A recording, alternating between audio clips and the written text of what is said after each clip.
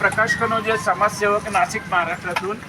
आपल्याला माहिती आहे जे महाराष्ट्रात आजकाल जो दुष्काळ पडलेला आहे सगळीकडे आणि राजकीय नेत्यांचे जे चालू आहे याला त्याला सगळे काय करायचे, पैशाची जनतेला, शेतकरीला मदतीला कोणी तयार नाही.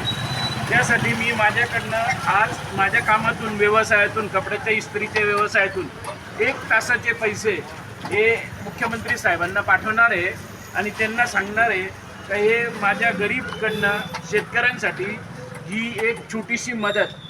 परंतु मला हा असा एक प्रश्न आहे का मी जर सर्वसामान्य माणूस तुम्हाला शेतकऱ्यांसाठी मदत देऊ शकतो, तुमच्याकडे करोडो रुपये असताना तुम्ही शेतकऱ्यांना का मदत देत नाही?